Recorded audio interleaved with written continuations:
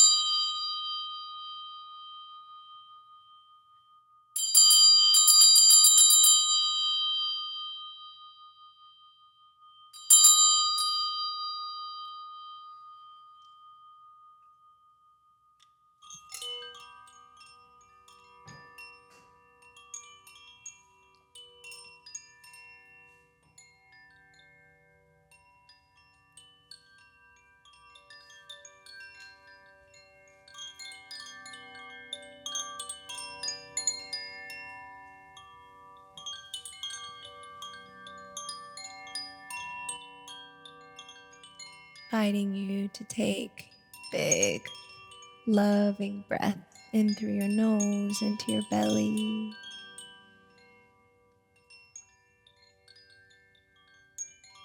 Coming back down to this physical space and time.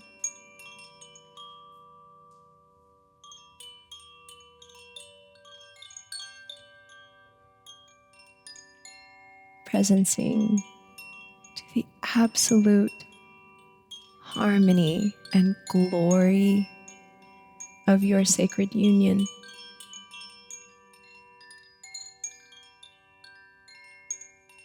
As an anchor and beacon of so much light and creation. Absolutely pristine.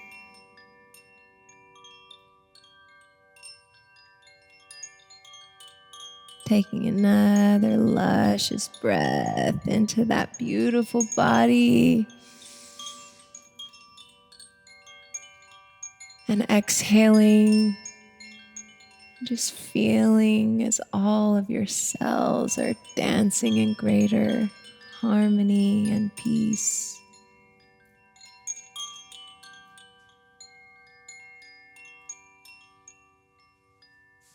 Thank you both for the magnificence of you as sovereign individuals, for the absolute majesty of what you are as a sacred union.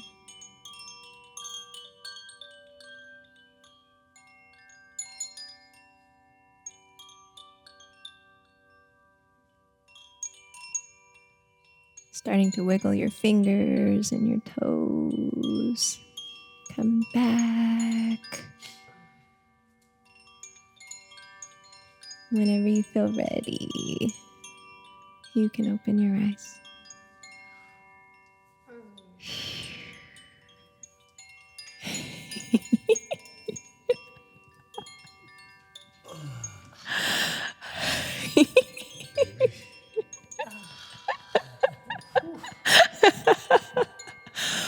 Wow. Thank you for existing. Thank you for existing and for being together.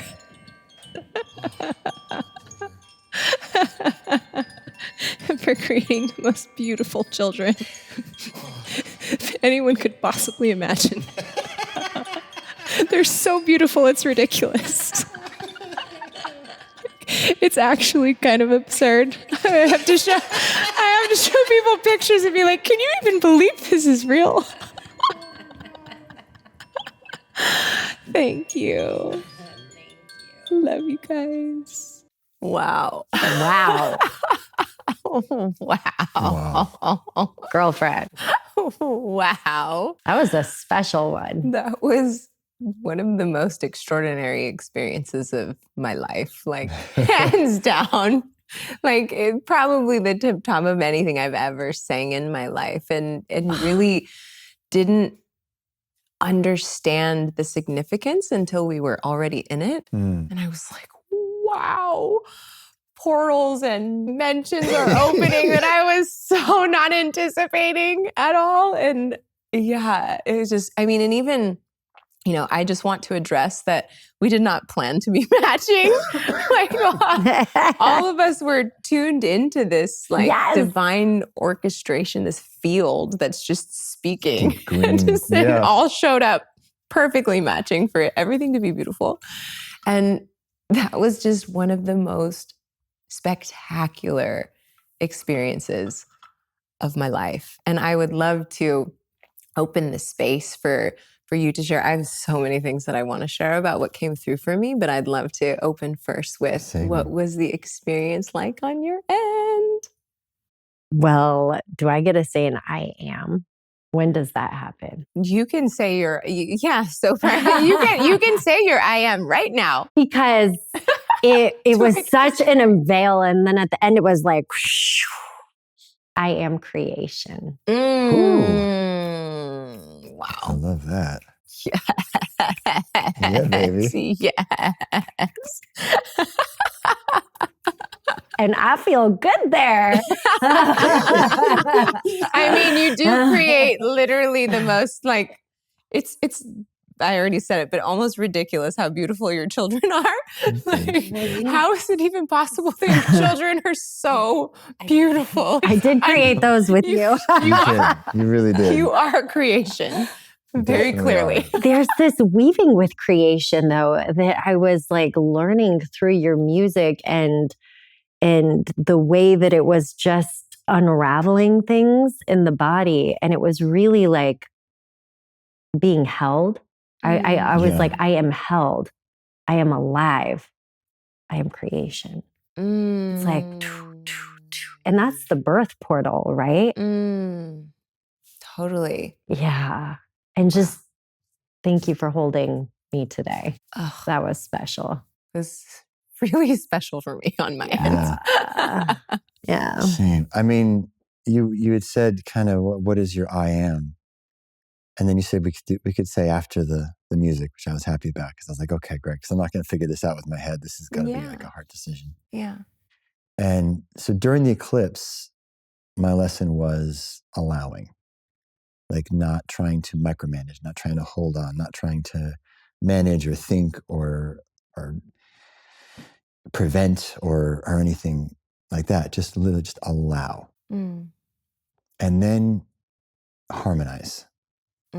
So rather than try and cut something off or prevent something, to just allow what's going to be and then harmonize and then alchemize that way. And so that was the big lesson that I got during the eclipse. So at first I was like, okay, I am allowing, is that?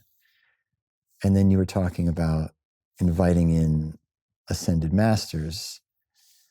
I've had this long, circuitous wandering back to the energy of Jesus, which I was raised Christian and then went through all kinds of different, and then recently came to just kind of recognize in a meditation, I was like, oh, wait, no, Jesus is the embodiment of God's love in human form, which seemed like a really novel idea to me until I started reading Autobiography of a Yogi, and I realized there were people in the 1940s in India talking about this exact same thing. I was like, oh my God, these are my people. Like, oh, okay, you all had this all figured out. And I'm just starting to think of, which is all is to say, in the weaving of all of that, allowing, harmonizing, I am love. encompasses all of it. You are love. I am creation and love. Wow. And that really covered it all. And I just felt a release and relaxation in your music and your offering, because there was so much soul in it. I just felt just an alignment of like every cell.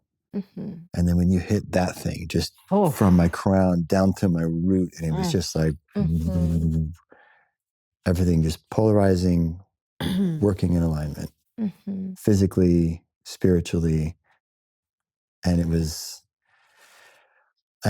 something I'm writing right now, and so storylines were coming in, and it was all just kind of showing me how it fits in this ultimate context of I am love. So just that. You know. I am creation and I am love. Wow. This, again, I already said it, but was probably the most extraordinary thing that I have ever sang. It was the most enjoyable. I didn't recognize the significance until we were in it, because it felt like it was the expression of divine union of the masculine and feminine. Like sacred union. People, use that language a lot. And it's like, what actually is that? And this was the vibrational expression of sacred union, like the masculine and feminine in like unbelievable right relation of what both of those polarities hold. And it felt like, so the reason that we, created this set, this gong represents the feminine and that gong represents the masculine. And so, just as I'm always doing, I'm just listening to, what feels like the next movement. And so I played the feminine gong and then grabbed the Tibetan bowl and was singing. And it was this prayer of like the fixing and the weaving that's possible between the masculine and feminine, because you guys are so embodied in it and you're creating literally heaven on earth. Like we're in, your beautiful land here in Austin, and it's like you're creating heaven on earth. Your children are extraordinary. And, it's like I didn't really recognize how significant it was to sing and have the two of you at the same time, because it felt like it was a reweaving, like vibrationally. I felt that. I wonder if we were feeling it at the same time. It came in about the brokenness in union, and I felt the fracture, and I felt it just like really finding itself. Which also we're constantly creating, right? And so it's like, how are we newly creating right now, or with the music? And it was like beauty. So it's almost like it exists and then the other thing doesn't. Yeah. It really felt like a prayer. Felt like a prayer for people to be able to like fix that brokenness, to anchor, vibrationally and activate within them like the possibility of, what divine union is, being in right relation to the opposite polarity, however that may be, whatever polarity people hold. I'm not going to start getting into that kind of conversation, but, those polarities being in this like beautiful harmony and dance, where each one of them holds their own sovereign, beautiful dharma, will, expression, and also finds the perfect dance, the hieroskamos, with the opposite polarity. And I mean, that's really, it felt like a full expression and weaving of that. Yeah. It's amazing. It's funny, as you say, weaving and kind of holding the pole, but also, I don't know, to me, it's also permission to then embody the other as well. That's been one of the biggest gifts for me.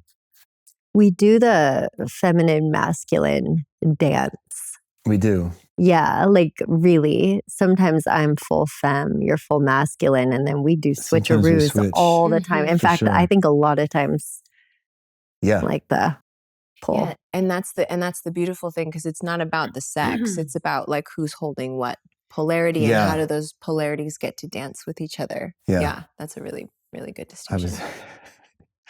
was explaining something to one of our daughters the other night. And I was like, sometimes a lot of guys tend to do this. It's like, your mom and me, it's opposite. Your mom actually does that, and I do the other thing. But just so you know, and I was just really, I was kind of like, oh yeah, we do. To expose them to other ways. Yeah. Totally. Did the kids come in a lot for you? Each child came in for me. Oh, did they? Each child. It's ridiculous how beautiful your family. We have a tribe of blondies. We do.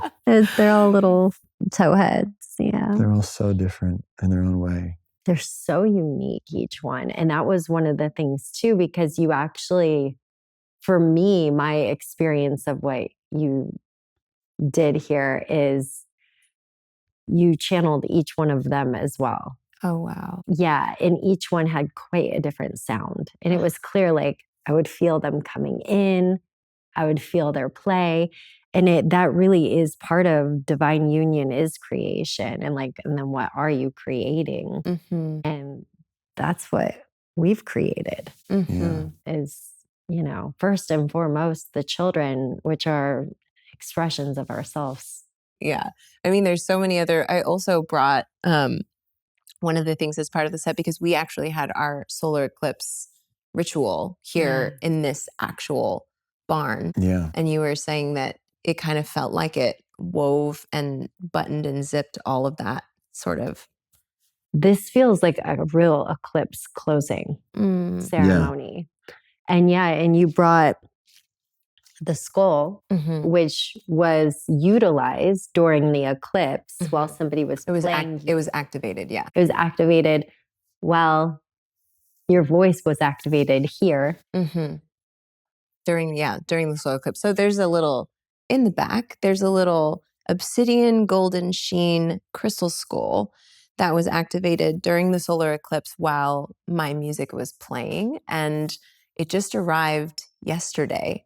And it's so synchronistic. Like it's incredible with you two. The fact that we're wearing all the same color, the fact that came today, all these experiences that we've had that have been so supernatural almost, of just like this divine weaving that is not it's not tangible. It's like the magic of possibility that you can't measure. Or plan. Or micromanage. That was my lesson. Like what happened on the eclipse? It was just, hey, this festival got canceled.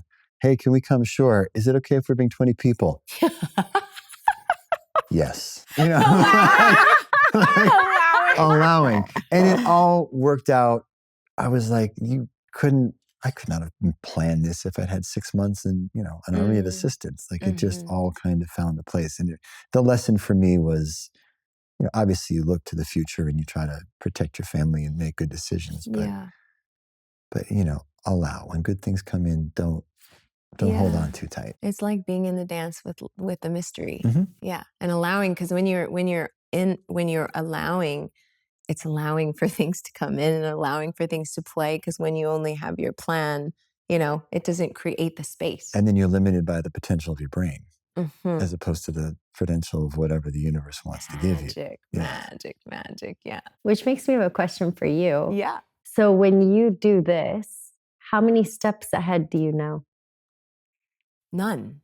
Exactly. Zero. It's the divine flow. Zero. Like I just tune in, when I sit down, maybe I have an idea of where I want to start. And then I have no clue where it's going to go from there. Yeah. And it was beautiful because it felt like a ritual. Like already the weaving that I could feel throughout the entire beginning of the transmission was I was like, I could continue going, and I know we can't do this all day long, so okay, I'm gonna move. But when I did the feminine gong and then sang the prayer, that was like the reweaving, and then I played the masculine gong, and that one wanted to be played like I've never hit it that hard. It was like, no, like it felt like divine masculine, like in the power of like the masculine and like the exalted masculine. Like the masculine that has so much integrity, like really the true exalted masculine that can like hold the container, and went to that and then wanted to flow back into, okay, now it's like, it's where we started. Yeah. You know? I hope everybody has a really fabulous speaker while they're watching this, because that was otherworldly. That was really interdimensional, many universes. The sound waves defied what I thought to be the laws of physics. Yeah. Because there was one wave of sound and then a backup wave and then something else that came over it. And I was like, is there a microphone and an extra amp? Like doing, it's like, no, I didn't see one. Like that was... Yeah. No, it's that was pretty, really incredible. Yeah, and that one was actually gifted to Aubrey, my husband, from his mother. It's from Thailand and has been, you know, used in very magical ways before it came to us. And yeah, you were saying it was speaking to you, that it was... It was speaking to me and it was saying, I am Bailona's. And I was like, that's so interesting. What I wonder... It's actually not yours, Aubrey. It's mine. I'm not even ours. It's mine. It was so clear to me. It like was almost disruptive. It was like, a little injection here. I am Bailona's. But I wonder if it was a part of Aubrey saying it too. Maybe like speaking into this zipping up of divine union and you being here, a way for his presence also to be woven into this experience of you channeling union. It would make sense. Yeah, totally. He would make a moment to come in and say that. Totally. Yeah. Yeah. I really love that perspective. Yeah. It's also so significant that we're here in this medicine barn. There's so many magical things have happened in this place, but particularly, you know, with the eclipse as well, that felt like it was an alignment that I've been waiting lifetimes to happen. Because there was all of this energy of, you know, and I've always felt like my voice has been, I've gone through different waves of things with my throat chakra and my voice, but there's always been this, a little bit of like a tension, or it almost feels like this in moments, like when I'm singing, where it's just like, that's so, where does that come from? I'm not nervous. There's no reason why my throat should feel like it's just like bound. And a lot of what happened in the eclipse energy was feeling like it was releasing, you know, kind of almost this like interesting, like dark energy that was like not really allowing me to fully express my voice, or it was like taking, or the thing that was coming through from a sister of mine who was also, you know, kind of watching the whole experience was like the ways that the feminine has not been able to just fully express. And where there has been like, I'm going to use your beauty, or I'm going to use your magic, or I'm going to use your power. And it's like this taking energy instead of like, no, I'm like the exalted masculine that holds the container for your brilliance. Yeah. And it was clearing that from my throat chakra. And in that ceremony, it was like, I almost couldn't sing. I was singing so softly because it felt like I had like a collar or something on that was just like straining my voice. And it felt like something that was clearing like lifetimes of not being able to just freely express what I was created for. And so to come back to this barn with the two of you and feel like the most expanded, free expression of my voice after that happening here in this physical space, and being able to sing for you two, like the expression in music of divine union. It's just like, can't really write this, you know? What was the turning point for you, either like mentally or emotionally, to really feel like you then had permission to express? Yeah. So what was coming through for me in the eclipse ritual that we did was like, there was something so significant energetically that was happening that it felt like it was an opening and a clearing. I also had a sister of mine, Sigrid, who was, she's a deep medicine woman. It was really holding space for what was happening. She could kind of see everything. You came over to me as well. And it also felt like I was tuning to the collective feminine. Yes. It didn't just feel like mine, but the actual transmutation of it was I had to grieve. Like I had to grieve like this, what was coming to me is this is what I was created for. And like, and it feels like there's this energetic sort of like limitation, for whatever reason of not being able to fully express. And it felt like a collective feminine thing. And so I just grieved and I grieved and I grieved and I grieved because it felt like being in a prison almost, which is really fascinating because so many aspects of my voice feel really open and beautiful. And like there just was something that felt very karmic, very karmically significant for that alignment to happen, particularly for me. And I've only sang twice since the eclipse. And both times, like my voice has shifted into this place that's so wildly different. And whether it's in its like softness or just full, it's almost like it reestablished this sense of like full trust that it's safe. Full trust that it's safe to totally like just let it all out. Yeah. And for whatever reason, in that alignment, like it was clearing that new timeline, but it felt like very karmic, like lifetimes of waiting for like that to be cleared. And it did really feel like there was something for the feminine at large. Yeah. Yes. And you needed to acknowledge through the grief. And the grief was the transmutation, because it was like the tears, like that's like it's the information, and allowing for the energy to move through the tears is actually what opened up the space. Because there were tears that were, the grieving. And then there were also tears of like, oh my God, I could feel everything opening of like, I feel free. Yeah. Like I feel free. And like, I've waited so long to feel this free. So it was like both of those happening at the same time. And yeah, it was just really being willing to feel, being willing to feel what needed to be felt. And so, yes, thank you. Thank you for creating the space for that to happen, because we were supposed to be at a festival and we were not just, thank you for allowing and listening. Like, I mean, I think that's the thing is like being in the allowing and being in the listening, sometimes it doesn't have to totally make sense why you decide to wear green on a certain day, but it's the perfect thing to make this set look really beautiful. And I really care about beauty. But it's like, just being in the listening and being in the allowing.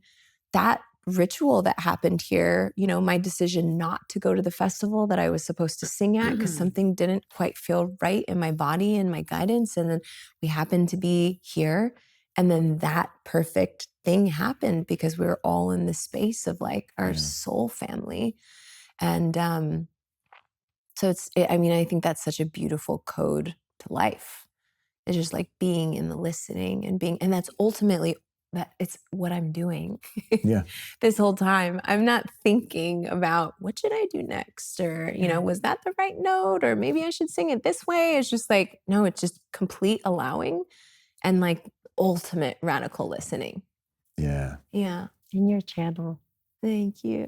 I had a profound experience within your experience because I had come over to you and I think it was like this while that grieving was happening.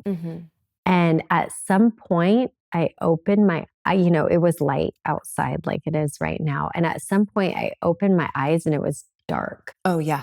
The exact moment that it was at the peak of everything that was happening. Yes. Because I actually started, I guess I'll just go into the whole story since we're already here.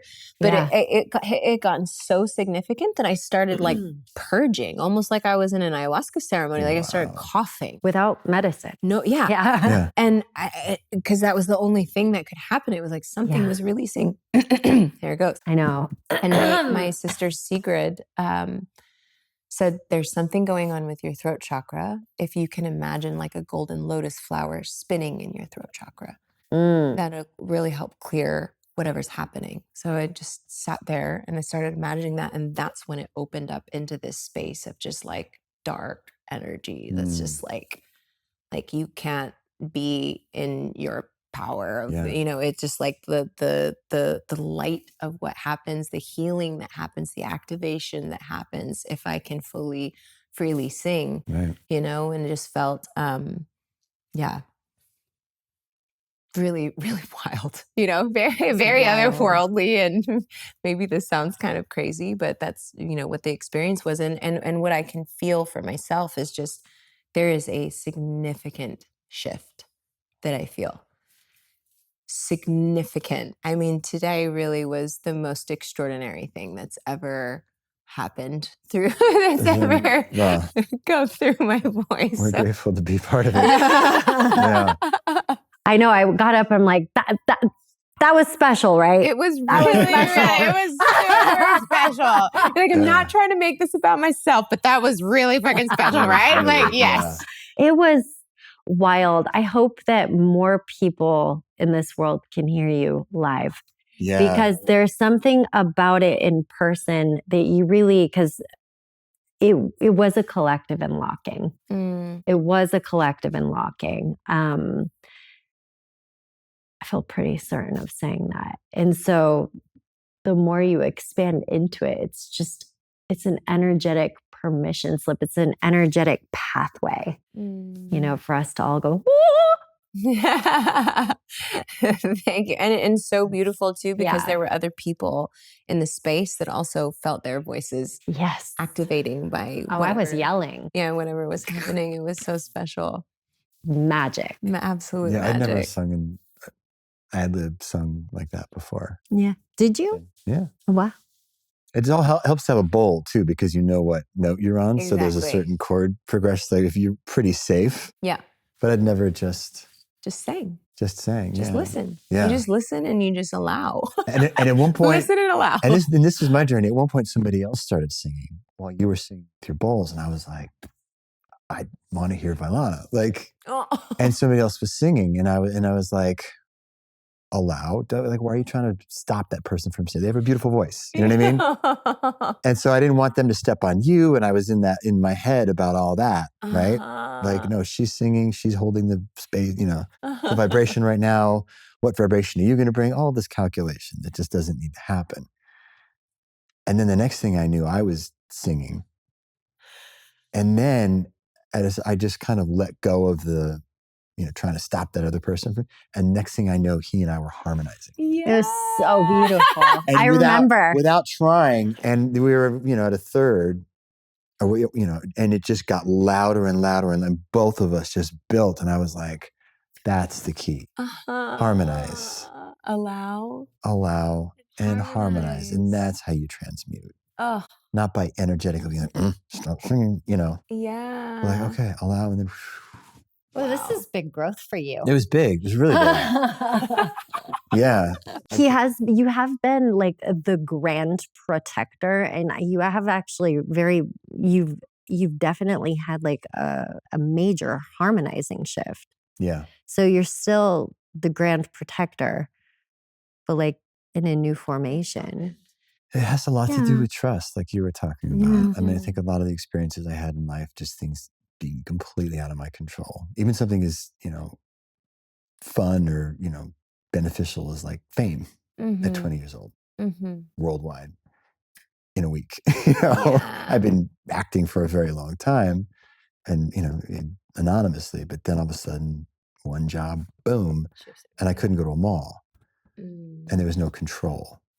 One person asking for an autograph, sure, turned into 5, 10, 30, and I'd be asked to leave. Yeah. Like it just got out of control. So things would snowball. So I think there was some kind of lesson in my head. It's like, this isn't safe. You gotta, I remember thinking, where's the volume control on this? And there wasn't any. Yeah. So then I just went into like a hiding. And so there's been that, I call it the lamest ever recorded form of PTSD, which is like hearing teenage girls giggle. It's true.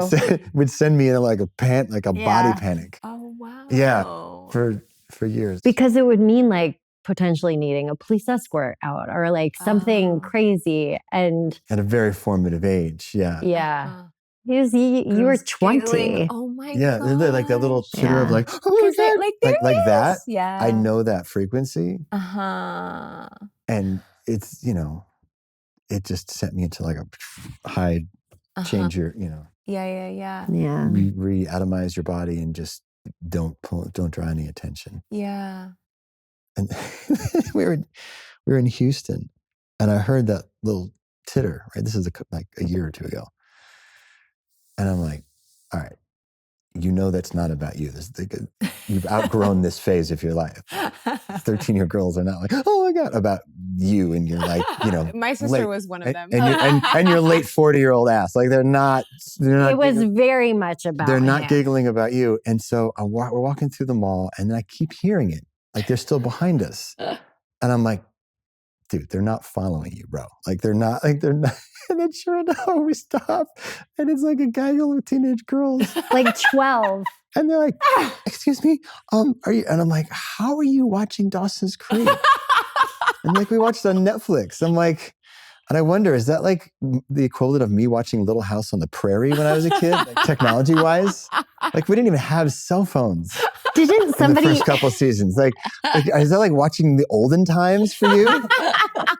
Wait, it was just hilarious. I'm like, the one time I'm like, all right, you can get over this. And actually, yeah. Allow. I'll just allow, yeah. It comes. But wait, anyway. Didn't somebody say like, my kid came to me and said they started watching this new period piece on TV and they were talking about... This new show about the olden times. Yeah. It was Dawson's Creek. That was great. It was so good. I mean, it must seem, technology-wise, it was the olden times. Totally.